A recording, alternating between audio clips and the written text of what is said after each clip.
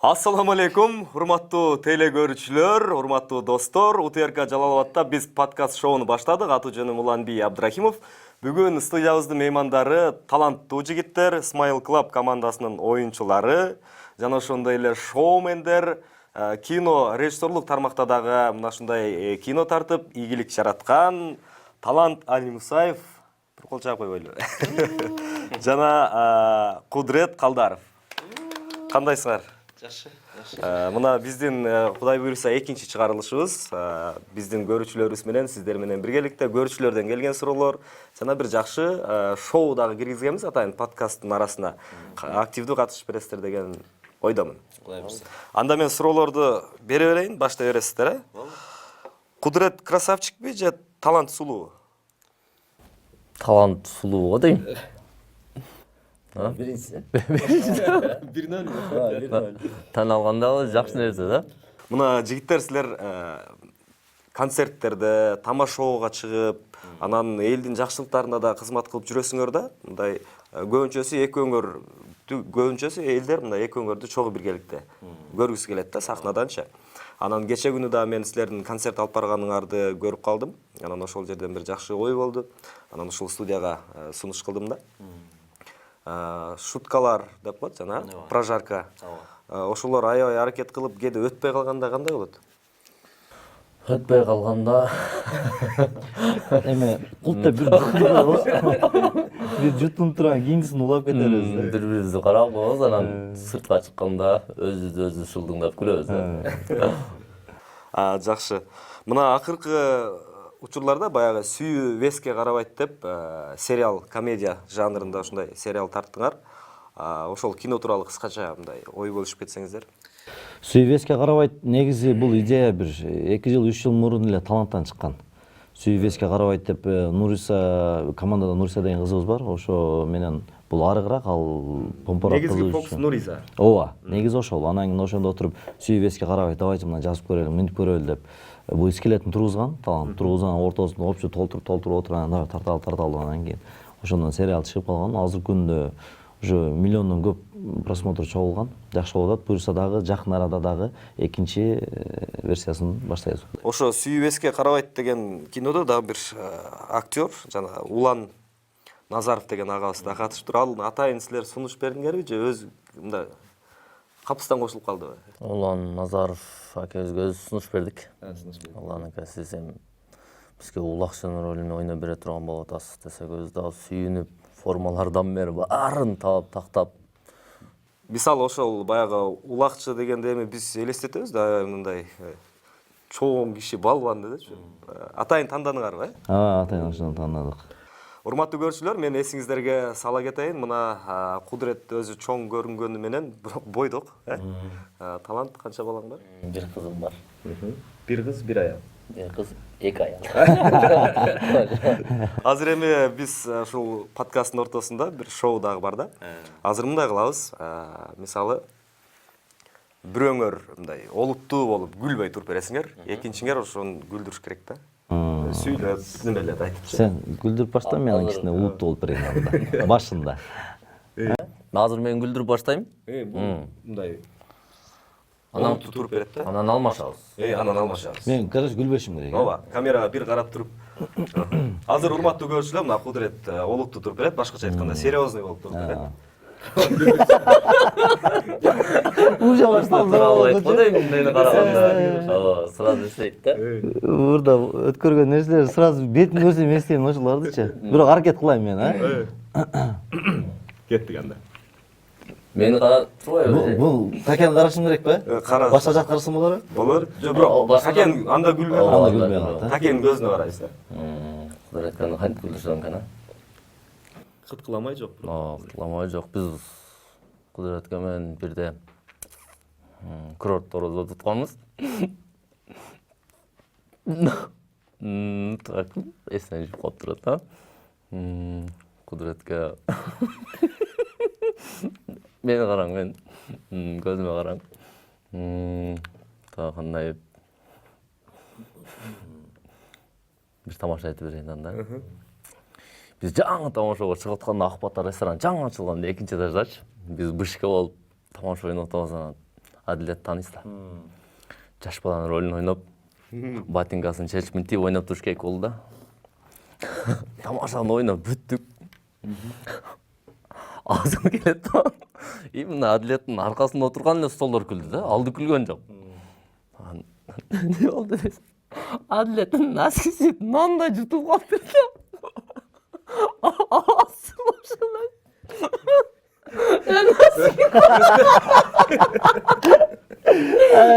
Аркадагы столдор тапанды көргөндөн Өтүп кетти. Ооба. Андай нерсе башыман өткөн да. Эми мектепте болду. Мен учуучу кылып алды. Сумчаны чечилип кеткен алчы. Атай болуп ошо эсиме түшүп кетти. Азыр эми талант. Сиз олутту туруп бересиз. Кудурет. Камера бир карап турбу? Даярсың, а? Шөкүлбөйм. Тура койт да.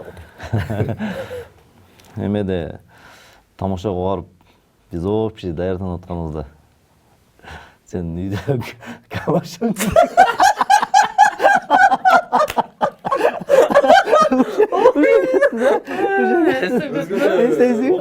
Өзгөчө болгон. Башкача болгон да.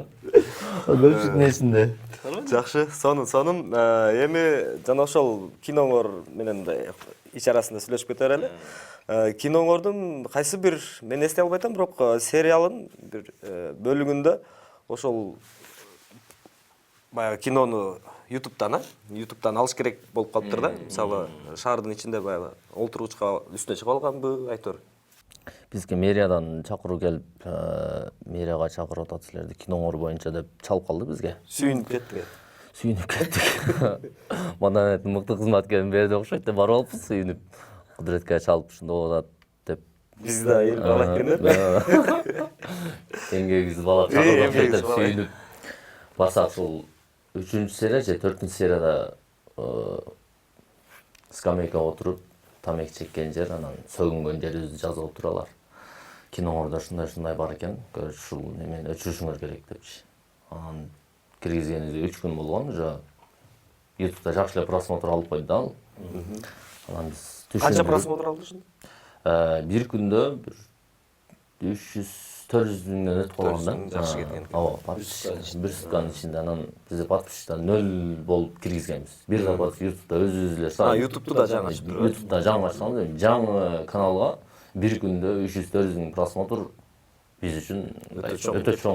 Биринчи кино ошол. Анан биз бул кинонун башталышы. Ушул баланы карап турсаңар, сеген барып оңолот. Азыр бул кинонун башын эле көрүп алып, ушундай экен да деп силер бир немени чыгарбагыла. Анан сөгүнгөн жери дагы ошол моментте сөгүнүш керек болуп калган. Кинода. Сценарийде ошондой болгон. А бул до конца кинонун аягына чейин сөгүнө турган бала эмес. Кыскасы бир баланы образы ошол бала мындай терс каармандуу көрсөтүш. Ошондой болгон да. Анан алар сразу эле ошол жерин көргөн дагы, эмне мындактыр, давайте буну өчүртүрөбүз. Эмне мынтип коюптур, буну дагы өчүртүрөбүз деп анан биз чакырып алган да. Анан биз полный сценарийни түшүндүрүп, биздин сценарий 10-серияга чейин болот. Акыры мындай бүтөт. Бул жерде терс жагы эч кандай жаштарга неме жок. Ар бир адам ала турган нерсесин өзүнө карап алып болот дегенден кийин анан туура эле түшүнүп, эми кийинкилеринде мындай кылбай эле койгула деген неме болду. Хорошо деп калабыз. Анан өчүрбөдүңөр. Жок. Аны өчүрүп кайра жүктөө мисалы кетпейт. Кетпей калат, Баягы тузу кетип калат да. Сериал болгон үчүн түшүнүксүз дагы болуп калат да. Анан бир жерин сериалдан бир жерин эле кырсаң эле уже кино түшүнүксүз да. Ошого биз өчүрө албайбыз деп түшүндүрүп айтканбыз. Биздин программабыздын мына ушул жеринде азыр мен атайын ушул талант бирде Инстаграмдан бирөөлөр макал айтса, анан макалга мындай юмор менен жооп берип ушундай чыгардыңар, эле. Азыр Кудурет сиз Макал айтайын. Бул улап кетет. Бул улайт да, кыскасы юмор менен улайт. Анан урматтуу көрүүчүлөр, булар эмнеге макалды өзгөрттү деп тура эмес түшүнүп болуп калбасын. Бул атайын юмор үчүн. Өзүм мен да макалды негизи жакшы көрөм, ол мектеп балынан эле. Азыр мен айтайын, сен улап койсуң анда. Мен көбүнчө Инстаграмда ошондой кылчу элем. Ооба, Инстаграмда макалдын силер башын жазгыла, мен аягын колдон келишинче ха кылып берейин депчи. Көбүнө жагат окшойт, жакшы болгон. Эми бул жерде дагы аракет кылып көрөйлү. Азыр эми ойлонбой сразу жооп берет экенсиң, значит, да? Ойлонбой, Ат адам канаты. Сиз доказды айтып койдуңуз. Жок, башка айттым. Сиз башында ат адамдын ат адамдын канаты деп койду. Эмне орусча которойм муну? Башында айтып койсоң, мисалы, ат адамдын деп коесуз да. Ит. Ула? Жок, мына ит деп эмес, ит адамдын деп токтоп каласың сен да. Түрлөшүнүң да. Ооба. Кетти, Кетти. Бирок мына башка макала, азыркылар эмес. Жок, азыркылар эмес, башка. Булар Жылуу сүйлөсөң, жылуу сүйлөсөң, тердеп кетем деп. Аракет жакшы, балык. Балык. Ушундай да макал бар. Балык башынан. Балык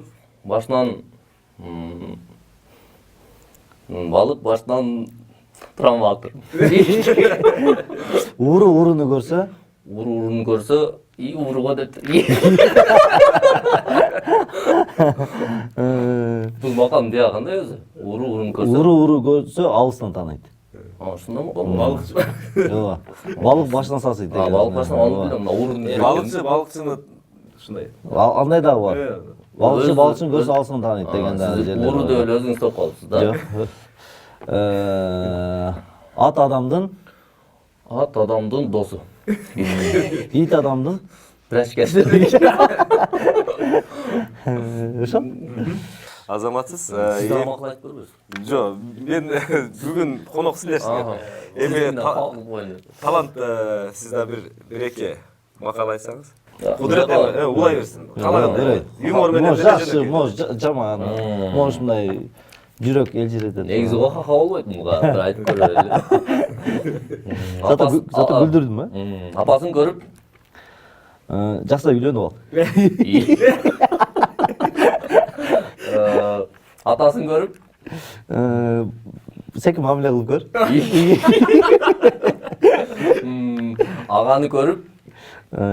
аганы көрүп, жүрөр.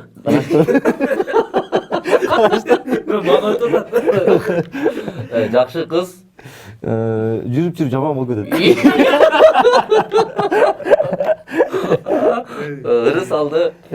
ырыс алды, Каякта экен? канча калыпты убакыт учкан, жүргөмүштө.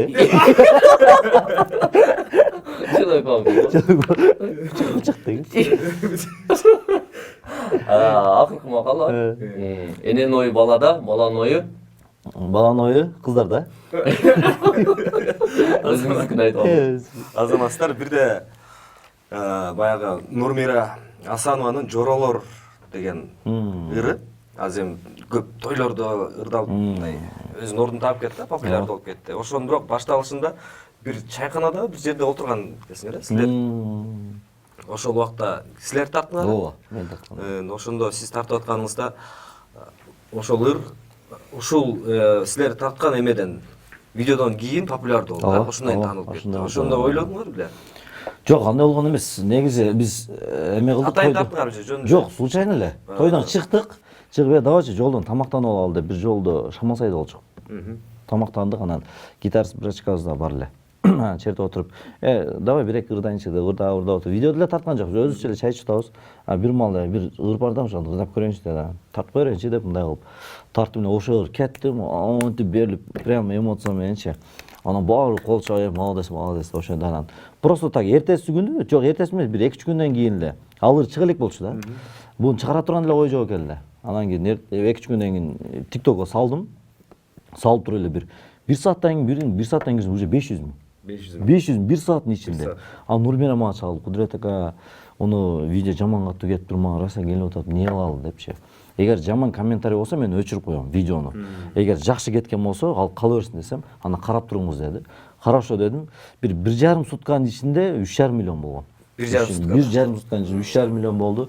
Анан Нурмира мага кайра чалды дагы, Кудратка оор сонун кетти, чото мен чыгарам деди. Ошондон кийин эле тез аранын ичине чыгарды. Ага чейин аранжировка жасаган эмес. Ага чейин просто эле бу даярдап аткан экен эле. Эсочта ырдайм, жакшы болуп калган болсо деп. Бирок ырдап көргөн эмес. Ооба, ырдаган эмес эле. Ошондо көп жерде айтып коет. Нурмирач Кудретке сиз ошо ТикТокко салган деген сонун болуп кетип калган, анан кийин ошо себеп болуп кырды чыгардык депчи. Ошону көрүп отуруп мен байкап калдым да. Анан талант сиз мисалы атактуу адамдарга, саясатчыларга, мушкерлерге, ырчыларга, кыскасы төбөсү көрүнгөн инсандардын баарына Инстаграмдан дарегине, личкасына SMS жазып, ар түрлүү SMS'тер жазып, алар окуйбу, анан окуп жооп береби, реакциялар кандай болот, бирок жакшы эле кетип атат да, жакшы кетти. Окуп жооп бергендер да болду, жооп бербегендер да болду. Конфликт болбодубу? Жок, жооп бергендерди баардыгы эле мындай туура түшүнүп, ха-ха тебип күлүп элечи. Ошол SMS аркылуу ошол атактуулардын көбү менен сүйлөшүп, мамиле кылып калдык. Мындай баары эле жакшы эле түшүндү да. Такеде идея жакшы да. Бул, например, ошону жүктөп атпайбы, Инстаграмдачы. Анча-мынча жаккан жер мен өзүм алам да, ошол нерсени мен тамадам да, тойдо колдоном да. Гонорар төлөбөйсүз. Тойдо колдоном. Ошо ырчы же ошо байка сөз келип калат да, анча-мынча тойдо. Келип калганда карайсың, такенин сөзү бар эле деп алып туруп колдонсоң, элге дагы өтөт, өзүнө дагы өтөт да. Эмеге да жазган ошо баягы мушкер эрке була. Эрке буланга. Деп SMS азыр айта кетсеңиз көрүүчүлөргө. Эрке буланга Башка иш кылды. Ушул сыяктуу. ооба, эрке буланга не деп жазганымды да унутуп калдым. Мушташканыңды Жок, эме дедиң. Болду, жогору жактан түшпө дедиң окшойт. Ошо бир мен аябай катып күлдүм. Ооба, мен да күлдүм эле да. мындай SMS Же Марсель менен дагы урушасың дедиң окшойт. жок, анын берки немеге жаздым. Тони. Ошого жаздың. UFC'ге чыгам деп Марсель. Чет өлкөлүк мушкерлерге дагы жазат. Кыргызча жазып койсоң калай. Түшүнбөдүм. Кыргызча футболисттерге деле жаздым. Роналдо, Мессилерге деле жазып коюп аттым. Эми маңтан 1000 сом катар койчу депчи. Ал түшүнбөй, ачпай просто эми калды. Сол менен доллар менен деди. Может, которуп жүрөт деп калса? Сон анан эми келе дагы бир шоуга өтөбүз биз. Азыр эми жаңылмач эске келеби? Жаңылмач. Ошо эске келбей калат экен да. Эске келбей да. Жаңылмаштан жогураак экен да. Кол көрөсүң койлу. Ой да. Китеп берем. Азыр мына стендап деп атайын ошондой болуп атат. Ошолорго дагы барып атасыңарбы? Стендаптарга ойлор кандай болду? Же бизде ушул жака мисалы Манас шаарына дагы уюштурсаңар кандай болот? Бизде мурда тамошо көп болот эле. Жалалатта көңүл жигиттер болот эле. Анан азыркы учурда анча учету болбой калды. Эми аны уюштуруучу биз өзүбүз да.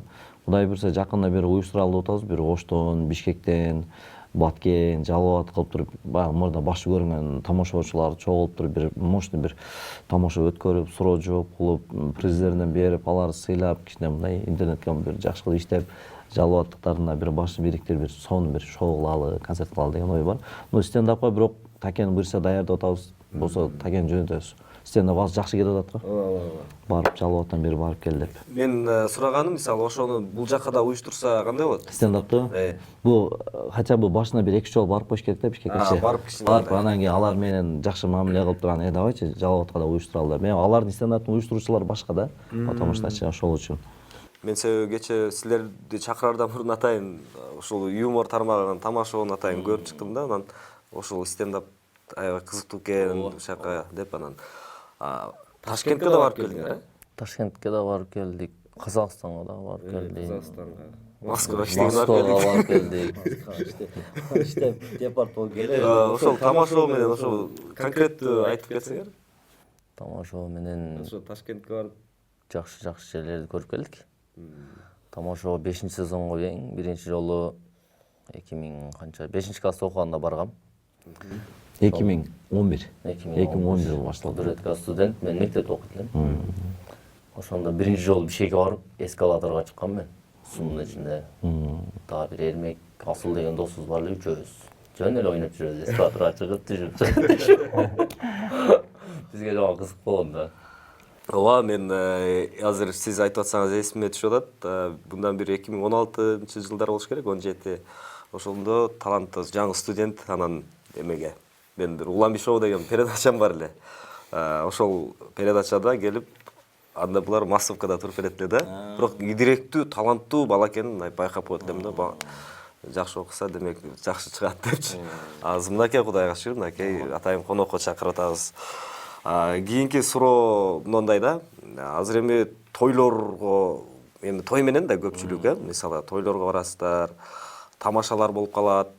Ошол тамашаларды айтканда жана прожарка деп атайын берип атасыздар да.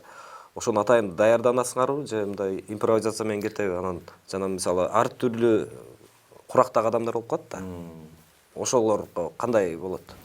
Менин программам боюнча 40% даярдалган тамашалар дагы бар. Но бирок 60% импровизация менен иш кылам, потому что бизде тамашоодо ушундай үйрөткөн, тамашоо бул мектепте каерде кандай кылып тамашалайсың, каерде кантип сүйлөйсүң, чоңго кандай, кичинекейге кандай, ушул сыяктуучу. Анан тойдо колдонуп атканда, например, чоң адамчы бир сөз айтып калган болсо, тамашалап адам экен уже бетинен билсең болот да. Ошого сразу эле импровизация кылып иштеп кетебиз. Анан кийин готовый баягы тамашаларыбыздан 40% отпайбызбы? Ошонун арасынан да болуп калган болсо, ошо шутканы дагы айта коебуз. Ошондо элдин көңүлүн алып, көбүнчө биздин талант экөөбүздүн алып барганыбыз мына шоу, анан кийин мындай юморго жакыныраак тойлор болот да. Кээбирлерки мындай элитный мындай болот го. Саламатсыздарбы деген. Бизде андай жок, чыгып элебиз. Той башталды. Элди маанай көтөрүп күлдүрөбүз да. Экөөңөргө чогуу чыккан жеңилби же жалгыздан да? Жок, чогуу зор да. Чогуу жакшы. Бири-биринерге баягы ыргытып эме тамашалар да. Абдан жакшы. Мен кийинки суроо мындай болуп атат да. Силерди эң өкүндүргөн нерсе, анан эң эле сүйүндүргөн нерсе эмне? Эң өкүндүргөн нерсе, эң сүйүндүргөн нерсе. Өкүндүргөн нерсе не десек болот? Бир нерсеге өкүнгөн деле андай неме болгон экен, бирок сүйүнгөн нерсе көп.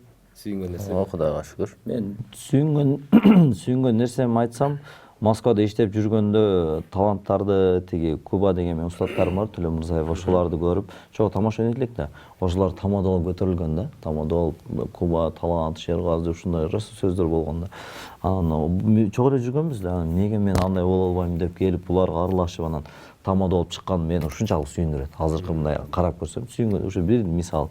Анан өкүндүргөн нерсем үйлөнбөй кечип атканым азыркы күндө өкүндүрөт. Чындыгында биз айтып кетели, ошондо канча 40 Атамдар менен гапчейт да. Чоңный кассасы. Мен айштылар бир жаш кичинекеймин да. Жаш көрүнөт да просто. Жерден бир 14 жаш чоңмун мен. эски заман кишиси. Эски заман элечи.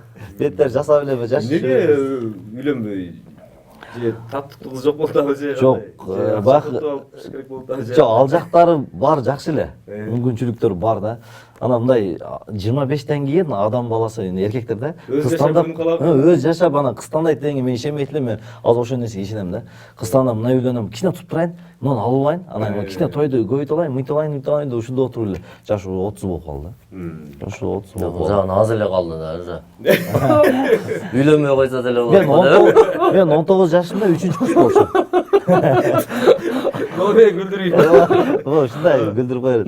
19 жашымда 3-курс болчумун, ошол малда мен девушкамды үйгө алып баргам. Мен үйлөнөм. Мен үйлөгүлө депчи. Ошондо үйдөлөр мен баягы жаш бала көрүшкөн, эми жаш болсуң да. Жаш көрүп, ишенген эмес да. Сен балам хотя бы Москвага барып кичине иштеп кел, калың иштеп кел, анан үйлөйбүз деди. Москвага кеттим, ошончо баягы тарынган адам алып кеттим. Ошончо мына үйлөнөм, анан үйлөнөм деп отуруп эле. Ошондон бери ишенбейт да үйдөгүлөр. Өзү жана базар кызганда кызды турмушка бериш керек дейт. Базар кызганда эркек кишини баланы үйлөп коюш керек дейт. Азыр Кудуретке да кыздар ошончо. Бойдок, Салаватта, тамада, шоу менен болсо. Демек анда өзү тандай болот. Ооба, кыздар жазып атат. Азыр бир 5-6 кызым бар, анан көрөңөр таанайм карачы. Кыздар жаза бергиле. Ойлонбой, үй бар, машинасы бар, бөйрөгүдө ташы бар.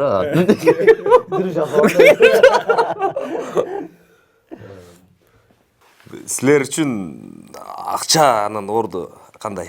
Эми азыр бардык адам эртең менен туруп, кайра уктаганга чейин ушул иштеген, кыймыл аракетин бардыгы эле бул баягы акча табам дейт да. Кайсы жак болбосун? стройкада иш кылабы, курулушта, ырдайбы, башка тармактагы, кыскасын айтканда. Ушул. Акчаны Объективдүү эле суроо да. Акчаны орду барыбызга эле бирдей. Жок, мындай кылайлы. Бардык суроо Кудурет биринчи баштаса, талант аркасынан кошулат окшойсуң. Мен эме кылайм, акчанын орду каяка кетип атабы же кандай? Жок, акча Качан келип атабы же? Акчанын орду кандай? Мисалы.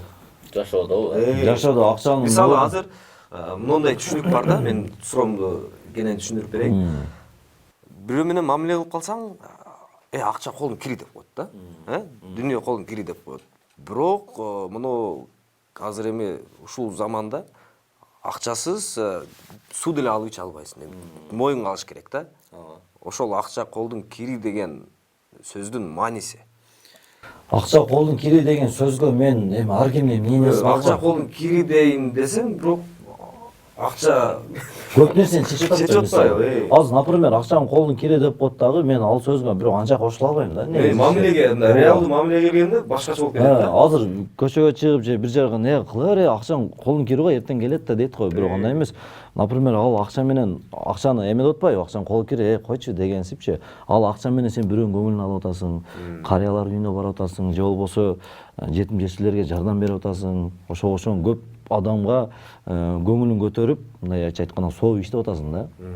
Ошондуктан акчанын орду азыркы жашоодо жакшы деп ойлойм да мен. Лично менин оюмчу. Демек, жана акча колдун кири деген сөз биз актуалдуулугун бир аз жоготкон сыяктуу, Ал көңүл үчүн айтылган нерсе. Ал эми көңүл ушул нерсени көп ойлондум да негизи. Жөн эле айтып коет го да. Койчу, эми кыжаат болуп атабызки, акча колдун кири бүгүн менде, эртең сенде деп коет. Эртең анда жок да бар.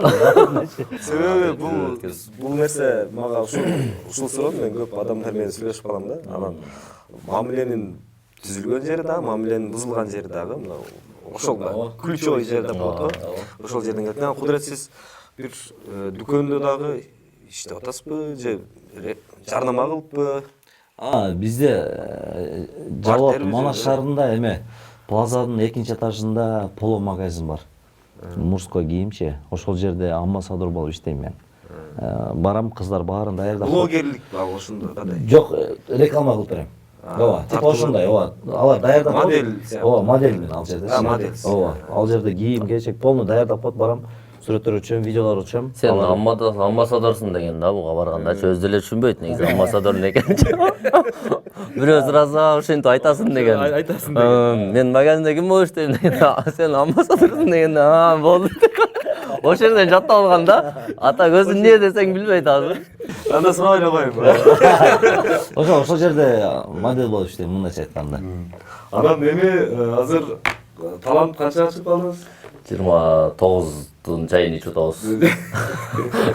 31. 31 айын ичип октябрда 31ден. Бири-бириңерге кээде мындай тамашаларды, ар түрлүү тамаша, дайыма тамашалашып жүрөсүңөр Ооба. да. Мындай бир аз кээбирки тамашалар оор тиип, анан мындай тартылыштар болуп калабы? Андай бизде билбейм эми болбоптур деле негизи. Эгер кокус мындай слишком болуп кетип аткан болсо, мындай экөөбүз отдельно отурганда, багы слишком болуп кетсе эле билинбейт да. Эгер кой деп мынтип. Багы сыйлуу адамдар да болуп калат. Ошол молдо да катуу шуткалашып, нар жак бер жак болуп калган болсо, талант дегенди мен угат да.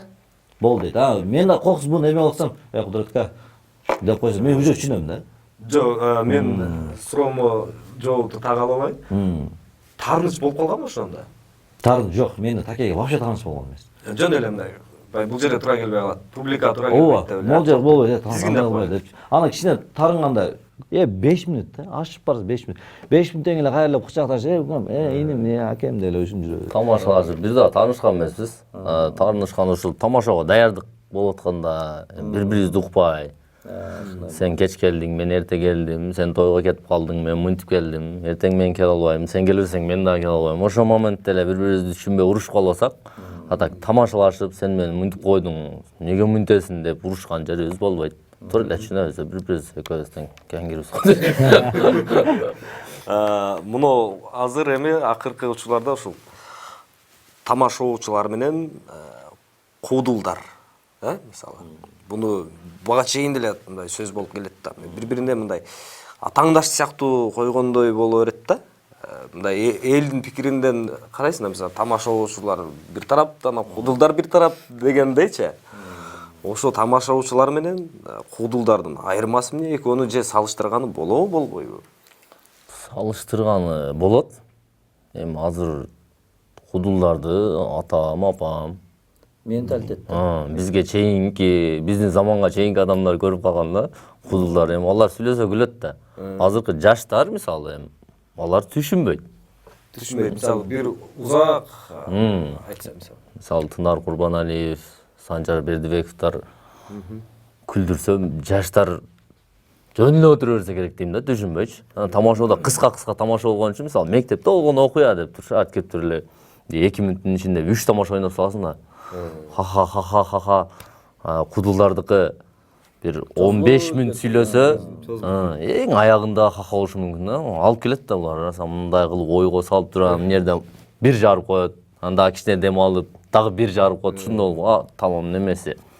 Айырмасы ушундай го дейм, жаштар кудулдардын өзүнүн көрмандары, тамашаныкы өзүнүкү болуп калган. Силер мындай кыймыл аракет менен эле көрсөтүп кое бересиңер да, кээ-бирки тамашалар да, мисалы Сүйлөйлү. Эмоция менен эле күлдүрүп коебуз. Например, сахнада туруп бирдемкени ойноп бер деген болсо, например, ошентип эле лицо менен күлдүрүп, кыймыл аракет менен сиз айтмакчы. лицо менен эле. Ооба. Азыр эми биздин көрүүчүлөрүбүзгө аябай кызык болуп аткан болуш керек. Азыр мен да сиздер менен ушу тамашалоочу болгум келип турат да, бүгүнкү эфирдечи. Эми кайсыл образга туура келем билбейм. Неге туура келем болсо? Туура келесиң, акчасын берсең, слепой образ. Азыр бир кыска бир тамашо үчөөбүз катышкан эле. Бул жерде эмеде, бул сахнада эле эле. Сиз да ойнойсуз. Мен да бир жерин айтсаңыз, мен ойношум керек да. Болду. Анан кыскасын айтканда экөөңөр күлдүрүшүң керек. Күлдүрүштөр. Сизди күлдүрүшүңүз керек ошондо жагат. Жок. Үчөөбүз керек ба? Мен да силер менен мындай эмеден учурда пайдаланып ойногум келип атат да. Анда башынан сизге сценарий түшүндүрүп коюшубуз керек экен. Ооба, мен кыска айтсаңыздар сразу эле түшүнүп кетем. Батылышып. Бир тамашаны айтканда сиздин жерин мынтип коесуз деп, э? Ошо кыймылдыбы же сөздү айтып коюшум керек да. Так, тамашалардан Мектепте болгон окуя. кайсыңыз эле? Сен Тырнакпы? Тырмак. Сен бүгүн жакан киркен бар. Тырмагың өсүп кетип турбу? Так. Бул жак сүйлөбөй калабы ошондо? Катышпай калат. Бул жак неге сүйлөбөйт? Комиссия мен болсом, комиссия сиз болсоңуз, мен окуучу айтып турам. Бул жактын тырнактарын сиз текшерип турасызбы ошондо? Бул ошондо сүйлөбөй Сүйлөбөй калат. калат. Сүйлөй турган керек, э? Ооба, сүйлөй турган. 3 адамдык, э? 3 адамдык. Эмечи? Үчөөбүз ойногон. Апчи. Анда да 2 адам болуп калат да. Анда 2 адам. Биз только 2 адам ойноп жүргөн экенбиз да, бар эле. Сиз акча Сиз чыгып турбайсыз, биз 2 адам ойноп коет. Анда өзүңөр билген тамашадан ойносоңор да болмайбы? Билген. Бирөө мындай нерсе ойноп кеттик, э? Эме калды. Ошо мектепте. Мектепте. Кандай аягы концертацияны айламы? Жок, эме ортосу. Ортосу? Тырмактарды. Тырнактарды айтыңыз, жакасын айтыңыз, кирдептир деп жаз, узун экен деп жаз. Башы биттеп кетти деп жаз. Кечиресиз. Бул жака тааныштырып коеюн. Урматтуу. Же сиз тааныштырып коюң анда. Немеде? Мектепте болгон Барып катыштым, э? Ооба. Мектепте болгон Мектепте болгон окуя тааныштырып коесуз. Анан сиз окуучу болуп тура бересиз могу жерде. Окуучу. Окуучу болуп тура бересиз. Урматтуу көрүш, ушундай Да, ушундай. Урматтуу достор, азыр мектепте болгон окуя. Урматтуу окуучулар, бизге бүгүн комиссия келди. Комиссия саламатсызбы? Саламатсыздарбы? Бул жак окуучулар. Окуучулар, жакшы. Тырмагы. Тырна. Таза экен, э? Таза экен деп жазайын. Таза экен деп жаз, э? Таза экен. Жакасы? Жакасы? Таза экен деп жаз. Жакасы таза экен. Башы? Башы бир аз биттеп кетти деп жаз. Биттеп. Кечиресиз. Биттеп кетти деп жазамбы же биттеп кетти? Быбы? Мага П, сагачы. Мага деп. Чалар болсун. Азаматсыздар, идея күчтүк экен бирок, э? азыр таке маған қарайсыз айтпайсың құдіретке айтпайсың мынау қыздың суреті мынаны мындай қимыл әрекет менен көрсетіп бересіз да ошону а мына естіп қалдың мінекей мынау түсіндің Кыймыл сүйлөбөйбү? ооба Бунун сүйлөбөй. үн қосса боло берет Бунун үнү кандай, Бул таанымал эле кыздардан ошондо. Эми көчөдө жүргөн кыздар эмес го? бирок мен кичине эме берип коеюн бияка баягы атайын чалгытып атам кыздар депчи Ата кыз эмес. Кыз эмес да? азыр бир аз кыйын болуп кетсе бир жардамдаш ооба эми эфирде коноксуздар Так, аны кантип түшүндүрөм, Жануар адам экенин айтып койсом боло береби? анда ооба Анда же болбой анда калат. мындай кылбайсызбы сиз өзүңүзгө жаккан эмени жаныбарды жазбайсызбы Жануарды жазайм, Ошону бузап калсын, ооба мына жерге жазат Алда ушундай кылайын анда.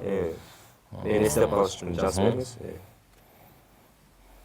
Ушуну кылайын, болду түшүнүктүү Ошондо мен эстеп калдым сиз эстеп калдыңыз. Сиз Буну табасыз. өчүрө берейин, Буну өчүрүп коесуз. Сиз табаса. Аны кантип окшот? Сүйлөйсүңбү жок, мимика менен. мимика менен окшотуш керек. азыр үнү чыкса сразу байкап калат Крокодил? баракелде Сразу табасыз го? баары бир жазыңыз эми өзүңүз жазсаңыз мындай ыңгайлуураак болот да Так, кудуретке кыйыныраак. эстеп калдыңыз Эстеп калдым. Бул деле оңой болуп калабы, оңой болуп калат Айтып беребизби? Жок, бул оңой болуп калат экен. оңой болуп калат Так. башка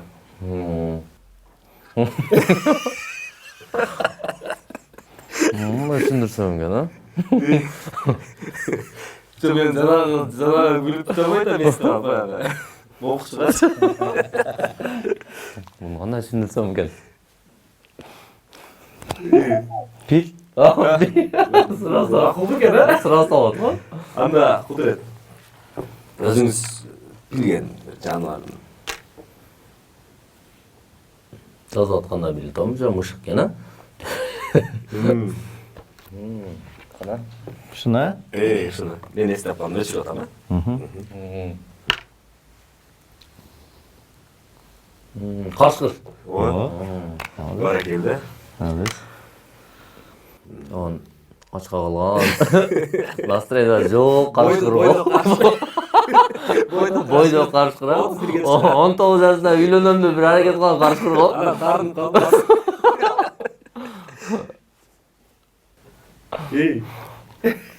31 чыккан кенгуру. Коён. Коён. Давай сага мындай түшүндүрүп берейин. Маймыл.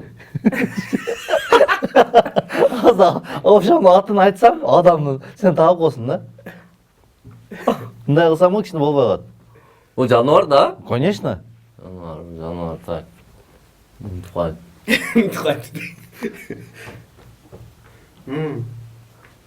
Баскандан чото жаныбарлар баскандан анча тааныбай атам да.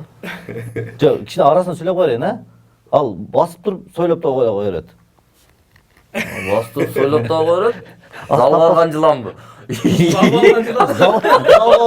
Жок, залга барган жылан. мен багалган силер менен күлүп отуруп мен суроолор келсе чыгып Кеттас. Анча сойлогон коёрот. Суга деле түшүп берет. Сойлоп да коёрот, суга да түшүп коёрот. Суда ham жүрө берет. Суда да жүрө берет. Суда жүрө берет. Аслында кыш жакта көп жүрөт алар. Суук жакта. То есть. атын айтып койсун Немеби? Кече өзү жалгыз кетип калганбы? Вот тап. Интернетте пингвин. Иса дейин атты мен. Иса досуз бар да, ушинтип атат да. иса пингвин ал башка да бирөө мага кызык болуп атат демек көрүүчүлөргө да кызык болуш керек деп ойлойм да Басып келип атса ким экен деп. Өзүңүзгө жаккан. же өзүн айтты деп. Билесиз да? Мен эстеп калдым, өчүп атам.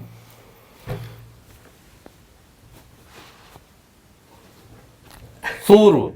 Баракелде. Красавчик. Жануарлар Да, менен связым бар да просто. Да, бирөө. Неме? Эме деп. Маймыл деп айтып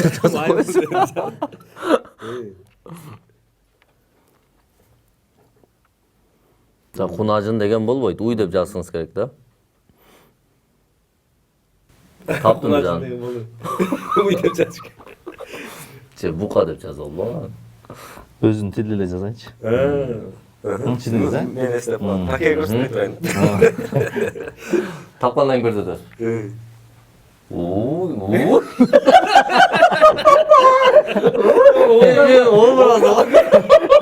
Мен коркуп кеттим.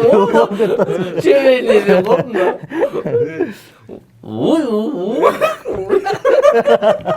Таппайсыңбы? Не болду? Коркуну.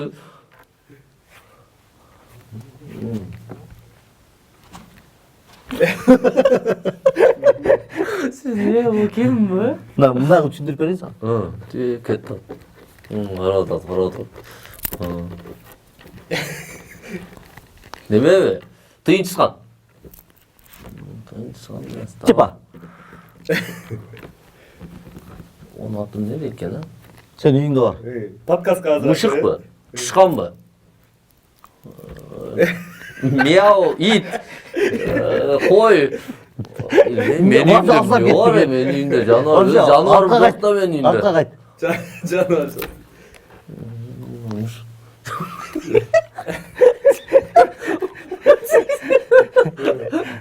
Өзүңүз айтпай атасызбы, ич болгондо? Жана окшоп кетип өтүп кеттиң да? Ошодан мышык. Жакшы келди эле, Чычкан. Мышык чычкан. Мышык чычкан. Анан дагы биягы. Мышык чычкан. Дагы эмне бар, Кол менен чейби. Мышык чычкан, ит.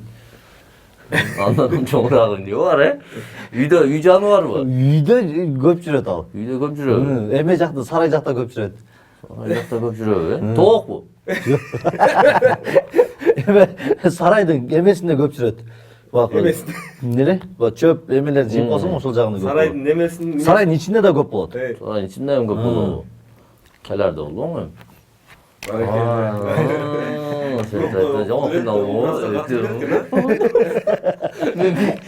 келерди көрөпмүн.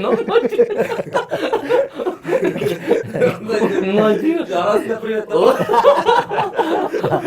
Мунун түгүндө болот да. Келерлер жөн жүгүрүп кетип калат эле да. Сиз мунун теги жаап карапсыз. Жейт да ами байкасаң. Жок, жейт эми. Адам көрүп калмаганда жеп отурбайт го деп карасаңыз. Алып жеп. Жок, эми мен ал мындай интернеттен көргөм да кыймыл аракетинчи. Ошо даярданып келип атпайбы мен? Сиз кантип турасыз келерди? Кантип турат элеңиздер? Келерди. Келебишти.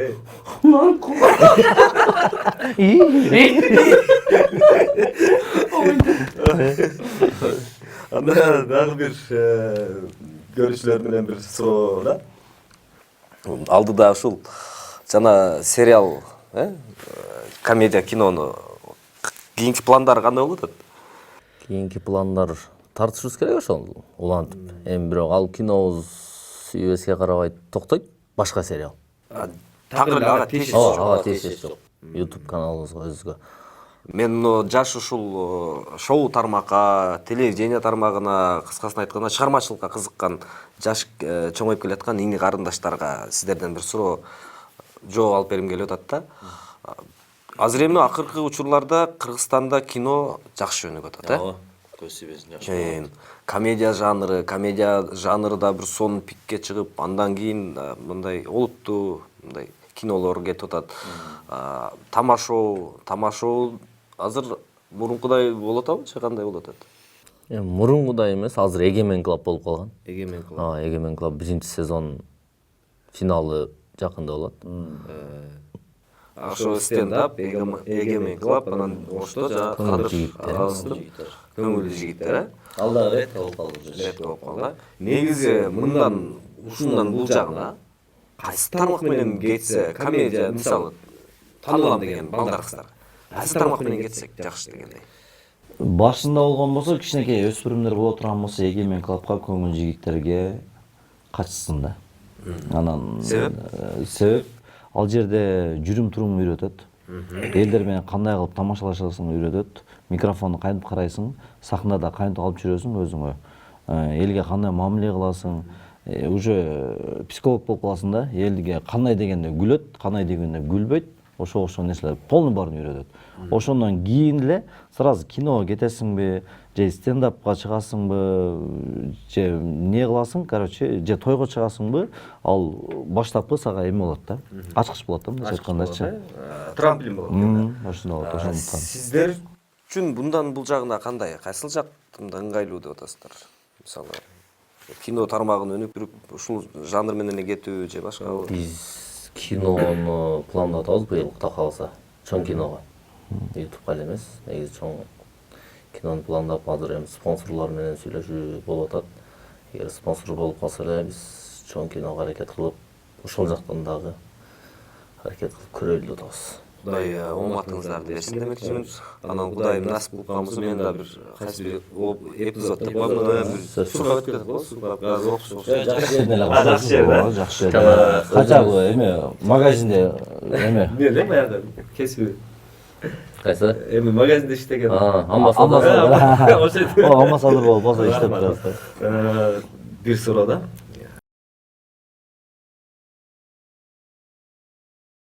Адамгерчилик деген Адамгерчилик дейт да, мисалы баарыбыз айтсак, эң негизгиси адамгерчилик деп коет да. Негизгиси адамгерчилик болсо болду деп коет. Чындыгында ушундай. Биринчиден бардык жерде деле, мектепте деле каякта болбосун адам бол деп үйрөтөт да. Адамгерчилик деген сөздү кандай түшүнөсүңөр? Адамгерчилик деген сөздү мен түшүнүшүм эми бул мындайча айтканда мамиле дейм. Адамгерчилик болсоң, анан кийин мамиле болот. Мындайча айтканда жөнөкөй бол деген сөз го дейм, адамгерчилик. Анан ошо адамгерчилик болсоң, сен ишиң алдыга жүрөт да. Адамгерчилик болсоң, сен ийгиликке жетесиң да. Адамгерчиликтүү болсоң, сен акча табасың дегендей эле. Адамгерчилигиң жок болуп, мындай грубо айтканда чорт боло турган болсоң, сен эч жака бара албайсың. Же көчөгө чыга албайсың, же тамактана албайсың, же бирөө мамиле кыла албайсың, же ийгиликке жете албайсың да. Мен ошондой деп түшүнөм. Ушундай э? Сизчи? мен түшүнбөй деле десең.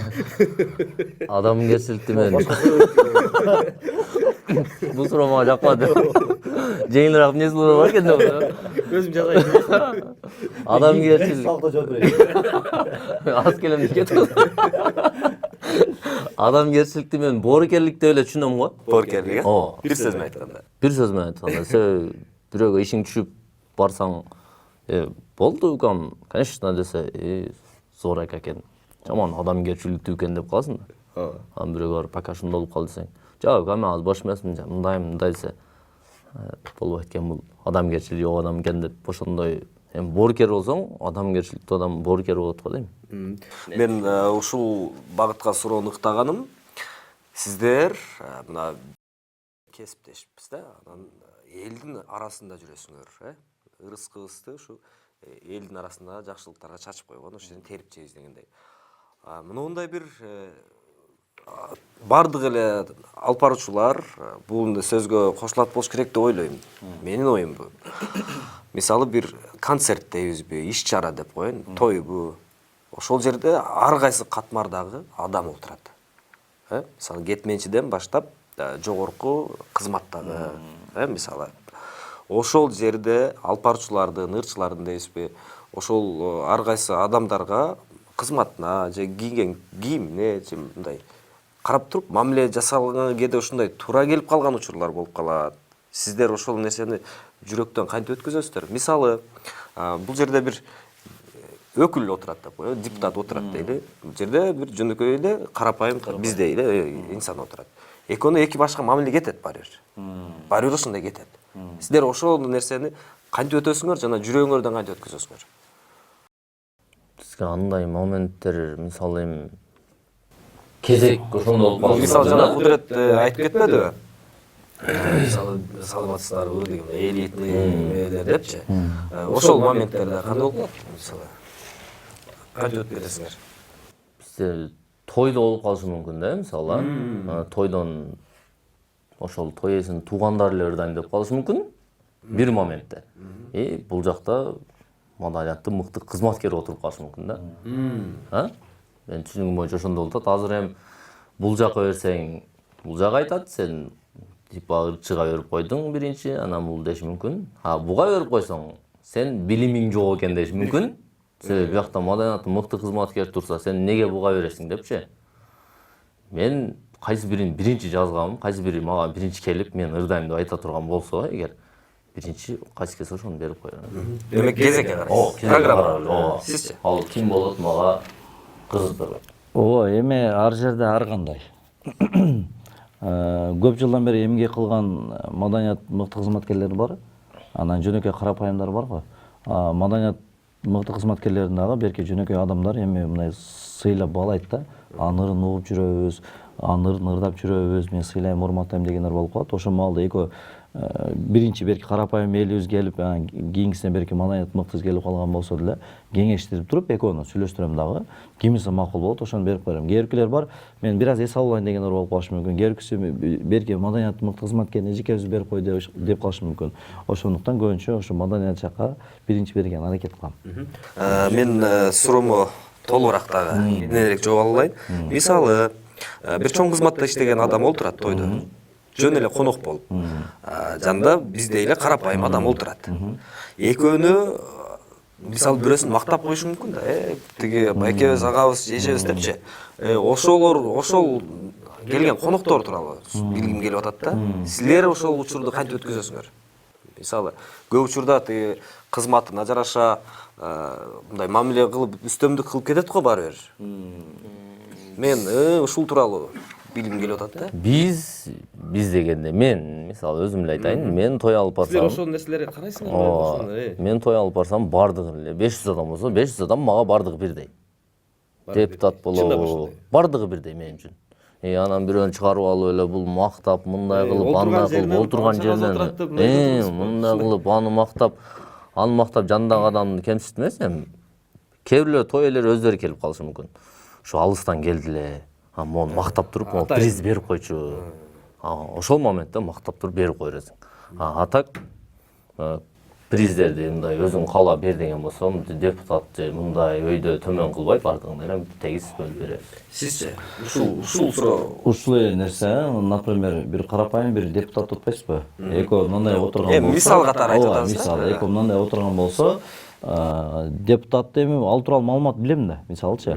Айтып деп, ушундай байкебиз ушундай деп туруп приз берем же сөзгө микрофон сунам дагы. Берки адам тууралуу да сразу ошол момент маалымат алам. Каерде иштейсиз, эмне жумуш кыласыз, каерден болосуз, эмне полный эме кылам дагы. Тиги депутатты сүйлөп бүткөндөн кийин сөзсүз тиги байкеге дагы, карапайым байкеге дагы жакшы сүйлөп, ата тегин айтып деп, кайсыл жерден болуп, эмне жумуш кылат, аны деле мактап туруп, колдон келишинче мактап туруп, экөөнү бирдей приз бергенге аракет кылам. Приз берип же көңүл буруп койгон. Мен бул нерсени сурайын дегеним, мен кече күнү да бир жакшылыкка конокко барып калдык. Анан ушундай бир окуя болуп калды да. Ошондон улам жаралган суроо. Анан мисалы адамдын мындай таанымалдыгына карап туруп, мамиле кылды. Жаныңда олтурган адам ыңгайсыз болуп кетет экен да. Ыңгайсыз болуп калдыңызбы ошондо? Ошондой сыяктуу болуп. Сиз эч мамиле кылбай койду ал жерде. Дегендей мисалы деги байке кызматта иштейт да. Жанында эле ошонун досу отур. Эми бул чоң кишилер. Анан бир классташтары отурат анан. Мындай карап эле мындай. Ушундай учур болуп калат экен да, мен жөн эле конок болуп баргам. Барбай эле койгон. Тегиз аракет кылабыз. Бул эми бир эле бизге эмес, жалпы эле ушул негизи адамзатына тиешелүү эле мындай тема болду окшойт дедим. Мен ошон үчүн жанагы эфирлерде адамдын жеке ички жашоосуна чейин кирип кеткенден бир аз оолактанам. Ошондой жалпы объективдүү суроо берген аракет жасадым. Анда мен көрсөтүүдө өзүңөр жүрөгүңөрдө элге, адамдарга мынтип ойлойсуң да өзүң менен өзүң калганда отуруп мындай болсо, анан ушинтип айтсаң, ушуну түшүнсө, бирок айта албаган сөздөр болот го. Мындай. Мондай кылса, ушундай адамдын баардыгы мындай ойлонсо, жашоо сонун болот эле деп бирок айтайын десең, тиги көңүл ооруп калат деп айтпайсың да. Ошол эч кимге айта албаган сөздөр болсо, мен ушул жерден силерге микрофон бергим келип атат да. Мондай кылсак депчи. Эми бул соңку суроолор жана патриоттук темада дейбизби? Эми Өзүңөр каалаган сөз эми главный кыргыз элибиз аман болсун, мамлекетибиз тынчтык болсун, өнүгүп өтсүн. Анан баягы айта албаган нерсе бирөө инстаграмга бирдеме чыгарып койсо сразу жамандап кетет го. Ошону силер жазсаңар, жазбасаңар эле тиги адам баласынын аркасында болбосо, ал вообще без толк. Так что өз жашоо өзү негатив. Ошон үчүн мындай позитивдүү жашаганга аракет кылыңыздар. Бул кыска өмүрдө көңүлдү калтырбайлы, жылуу мамиледе жүрөлү. Болгону ошол. Мен лично менин өзүм оюм мындай жакшы, анан мындай жаркырата жашаганды жакшы көрөм. Күлүп, жайнап, настроением чөткөн болсо дагы, настроением түшпөсө эле ошо нерсе Кудайым айтты, кылдыбы, ошо нерсе ошо темпте бүтөт да. Ошон үчүн мындай күлүп, жайнап деле ошо нерсенин проблеманы чечип алса болот деген максатта айтып атам. Ошол анан Кудай буйрса 2026 быйыл күзгө үйлөнөм. той экен да. Той ошондо кошо айта кетейин. Насипсиз. Ооба, ошол. Жакшы. Сизге да рахмат. Ассаламу алейкум. Не дедиңиздер деп. Мен айтып берели. Кыргызстаныбыз тынч болсун эң биринчи. Анан эч качан бири-бирибизди жаман көрбөй, кыска жашоодо күлүп, жайнап, ыйман өтөлү. Ошол. Урматтуу достор, урматтуу көрүүчүлөр, жалпы УТРК Жалал Абадтын жана подкаст шоунун көрүүчүлөрү жана Талант Али Мусаевдин, Кудурет Калдаровдун көрөрмандары кайсы бир деңгээлде бүгүн ушул ичибиздеги жүрөктөгү сырларды бөлүшүп, анан сиздердин көңүлүңүздөрдү көтөрөлү деп тамашаларды айттык. Кайсы бир деңгээлде сиздерге биз жаккан болсок, анда биз максатыбызга жеттик деп ойлойбуз. Жигиттер, ушундай убактыңарды бөлүп келгениңер мен ыраазычылык билдирем, себеби бир жерге бирөөнү чакырсаң атайын убакытты бөлүп келгени деле сый катары түшүнөм. Силерге ийгилик каалайм. Рахмат. Чарчабагыла, аман болгула, ден соолук каалайм. Анткени өзүң күлүп турбасаң бирөөнү күлдүрүш кыйын го. Ооба, сөз. Башка сөздөр калбадыбы сиздерде? Сизге рахмат чакырганыңызга. Атайын бизди ушунча жалоо чоң жер дейм. Ошонун арасынан бизди тандап чакырганыңызга сизге рахмат. Анан Кудай буйрса мыкты подкасттардан болсун деп дальше дагычы ийгилик кылайбыз. Ошол. Чоң рахмат, урматтуу достор, биздин YouTube каналга жана катталып, каалоо тилектерди айтып, комментарийларды жазып, жана кийинки көрсөтүүгө кимди чакыралы, кимди биздин студиядан көргүңүз келет, ошол инсандын атын жазып, отметка кылып кетиңиздер. Жана ошондой эле ошол инсанга кандай суроону бергиңиз келсе, ошол суроону дагы калтырып койсоңуз, биз ошол көпүрө болуп бергенге даярбыз. Чоң рахмат.